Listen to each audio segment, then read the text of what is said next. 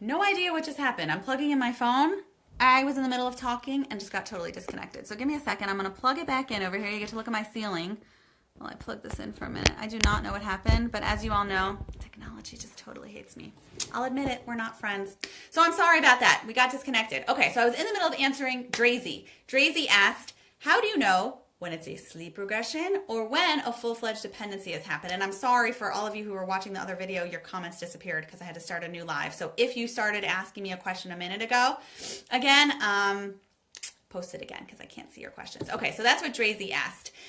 That's a really good question, Drazy. The way you can tell the difference between a sleep regression versus a new dependency being happened is, being happened is not a word, occurring, is basically by ascertaining how your baby used to sleep, what's going on now, and how off it is. It's those three factors. How your baby used to sleep, how intensely your baby is fighting sleep now, and other factors that are going on now. So if your baby used to sleep well, and okay, used to sleep through the night, is up once a night, you have to hold a little bit, no big deal, it's going back down, it's probably a regression because it's not so major, it's not so bad.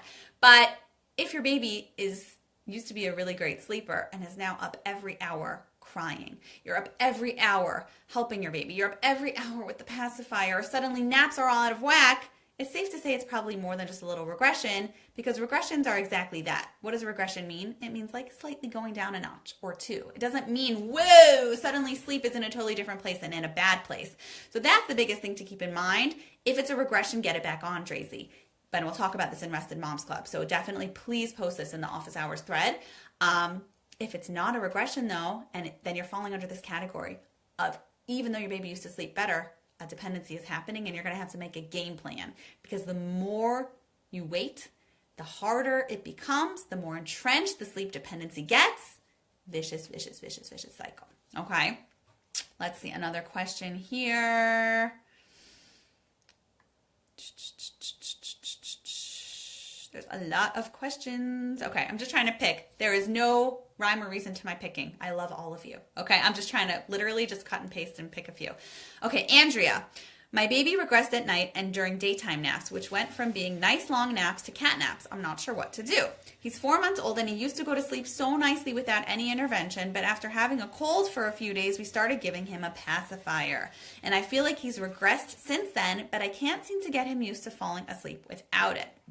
So this could be, Andrea, a factor of age, because he is 4 months, or it could just be by default because he got sick and a new dependency has developed of having the pacifier. And this kind of answers your question too, Drazy. Sometimes it's a combination too. The question is, how can you get it back on? Number one, how do you feel about the pacifier, Andrea? Do you want to keep the pacifier? Do you feel like you have to give it up? Do you feel like you don't really mind it? You can't make a game plan or a plan of action until you know how you feel about something. So number one is, do you want to keep the pacifier? Some parents don't mind it. Some parents hate popping it back in 100 times at night or during a nap. So if you don't mind it, obviously you don't need to change it, okay? But if the pacifier is bothering you and you feel like it's constantly stealing your sleep and your baby isn't sleeping as well, a pacifier is one of the few things that you can't do gradually, right? It's not like touch or feeding or rocking or singing or holding or even a car or even a rock and play. There's no like half a pacifier. You can't have like half of it in your baby's mouth or half of it out of your mouth. So with pacifiers, and I talk about this in the pacifier video, we have a specific one on that in terms of how to get rid of it. But with the pacifier, you either have to make a decision that you're going to let your baby have it or you're not going to let your baby have it.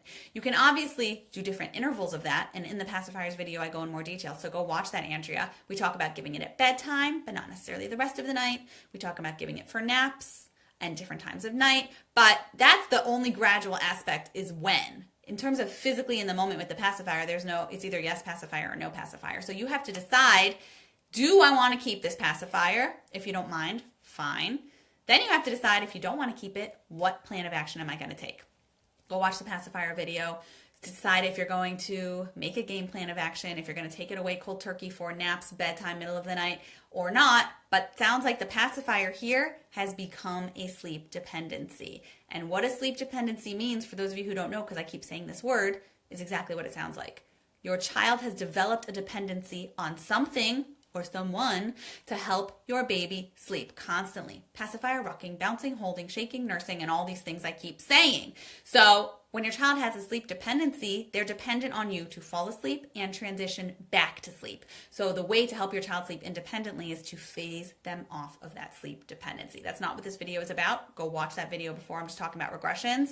But you have to first decide what you want to change in order to make a game plan. And I say this all the time. Anything in life, if we don't know what the problem is, we can't map out the solution, right? All right, I'm going to take a few more questions. Or anyone who's watching live, I'm sorry, please repost your question right now in the one, because the one we started before totally just disconnected me. Julie. My 5-month-old was sleeping 7 p.m. to 2 or 3 a.m., then back to bed until 6 a.m. or so. For the past month, he's been up at 12 a.m., 2, 3, 5, and 7 and seems legitimately hungry. How do you know when to cuddle or soothe instead of feeding? This is an awesome question, Julie, okay? It's hard to know, right? You can't know. Is your baby going through a growth spurt? And you never, God forbid, want your baby to be hungry, so you're not just going to say, sorry, I'm not feeding you. But, here's the but. If your baby was sleeping from 7 till 2 or 3 and then going back to 6, your baby was going, how many hours is that? 8, 9, 10, 11, 12, 1, 2, or even 8. Your baby was going 7, 8 hours a night straight without eating. This regression happened for whatever reason, development, brain development, or maybe your baby tried something once and learned, hey, mommy does feed me, or a real avid hunger or growth spurt. In any case, your baby could go 7, 8 hours straight before. So while they're in this growth spurt or while they're in this regression, sure, feed your baby at 12 and at 2 and at 5 and at 7 if you need to. But you don't need to do it for more than a few days, because after 2, 3, 4 days, new habits start developing and your baby actually gets used to eating at 12, 2, 4, 5, and 7 because a real avid hunger begins to develop. So for a few days, test it out. Maybe your baby's not feeling well. Maybe your baby's going through a growth spurt. Maybe your baby didn't eat as much that day. Fine. Maybe it's a sleep regression also. But then start moving to phasing the feedings out and go back to just doing that one around 2, 3 a.m. You don't have to do it all in one shot. You can spend a week and say, all right, my baby's waking up and I'm looking at the times throughout at 12, 3, 5, and 7. So tonight I'm going to feed my baby, instead of the 12, 2, 3, 1, I'm going to combine it down to 1 a.m. So I'll feed my baby at 1 a.m., 5 a.m., and 7 a.m. And then spend a few more days and say, okay, now I'm going to try to combine the 1 and the 5. So I'll feed my baby once around 2, 3, and then back at 7. So you're back to your old structure.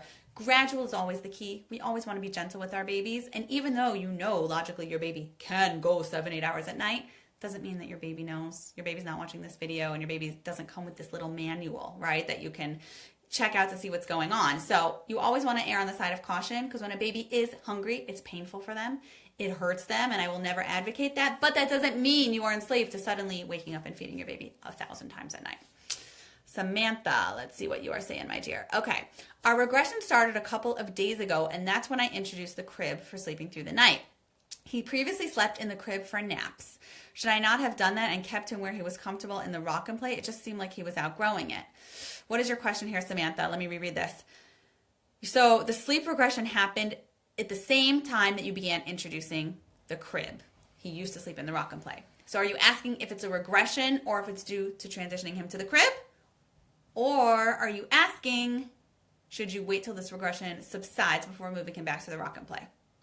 I'll answer all of them because it might help some of you watching. All right, or you can answer me while I'm answering you, my dear. Okay, so Samantha, while you were in the middle of a regression, that is not the time to make changes. So if you felt like a regression was happening and your baby was in the rock and play, that's not the time to suddenly jump him into a crib. The last one, I don't remember what I asked, so I'm just going to answer them all.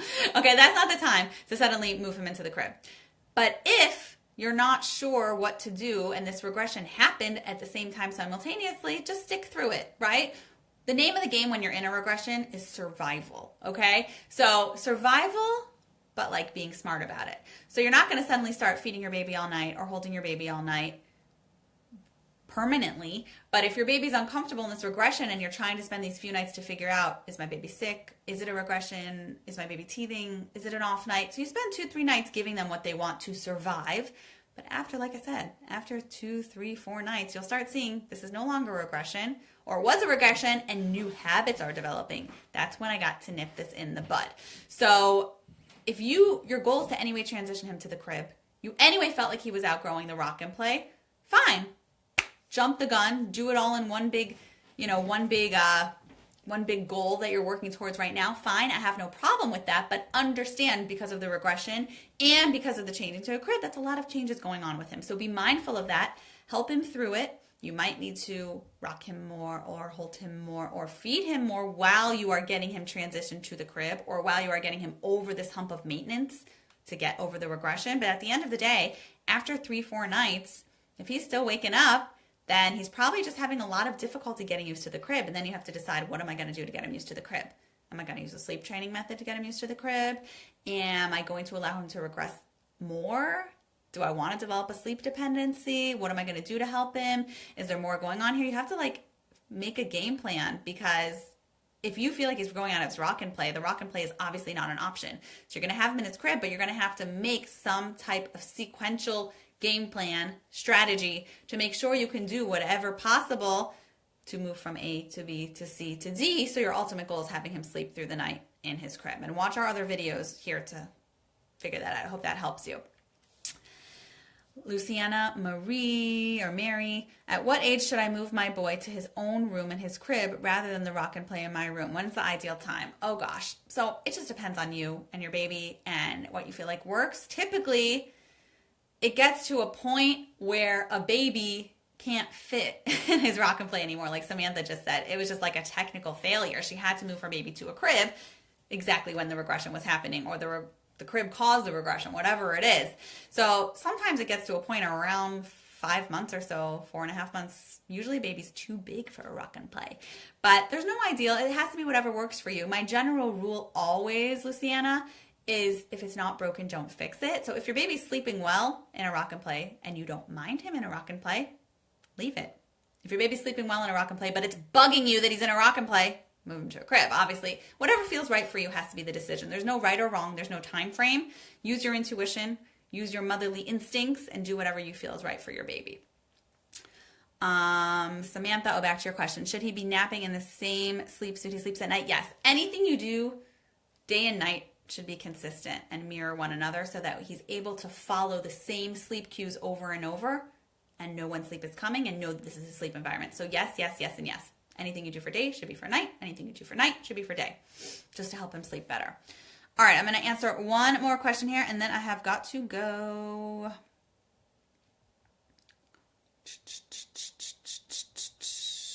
Okay, we'll answer Leah's question. Is it possible that instead of having a 4-month regression of sleep during the night, babies can have a regression of nap time during the day?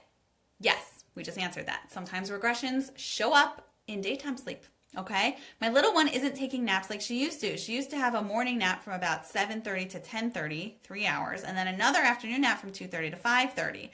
But lately her naps have only been about an hour in the morning and another hour in the afternoon, making her fussy. So yes, yes, and yes, sleep regressions, the 4-month sleep regression can show up in many different ways, okay? So I will just tell you, just food for thought, that is a lot of sleep for your baby. And it's very possible that now that your baby is developmentally growing older and bigger and understands the world, that is just too much sleep. So it's possible your baby's fighting sleep because it's not what his body naturally wants to do. So I definitely recommend reconfiguring his day sleep. Figure out the ideal routine. Figure out the sleep window. Figure out how much sleep he needs. What have you found works better? What have you found works not as well? And do whatever you can to troubleshoot. Because if you don't fix it, it's probably just going to perpetuate more and he's going to fight sleep more and naps are going to get off kilter. Okay? So that is that. I tried, hopefully, I think these questions were diverse enough that I was able to help you all, but I want you to understand really what the 4-month sleep regression is, why it happens, and what to do. Okay? Now, I don't know if you saw this, but I just opened up spots in my sleep membership, which is my Rested Moms Club. And that's when we go through all of these things, but you have my intimate guidance to help figure out the best sleep routine for your baby. When should you do naps? When should you not? When are things going to be in a better place? You know, how to facilitate and get that really flowing well for good day sleep. How to get over this hump of regression if you really feel like a major sleep dependency has happened. How to help your baby sleep better. There's courses, there's slideshows. You get membership for life to all of those things to access updates, potty training, sleep regressions, 2-year-olds, all those things with sleep. And the best part about it is you get 6 weeks access to my private Facebook group, not this Facebook group. We have a private one for all the people going through my courses and system. And we have live question and answer sessions and videos like this. Because you're working through my system and I'm helping you through and I know where you are holding and everything that we're doing, I'm able to say, go watch this video and go do that. So I still have a few spots open and we're running a special now. If you buy this from my website and if you buy it in different places, it's usually $297. We're actually upping the price on that. But right now we are running a special. I don't know if you saw that Facebook Live video I posted here in the group where it's only $197 for lifetime access to the lifetime access to the sleep courses, and then 6 weeks intimately working with me and other moms in the Facebook group.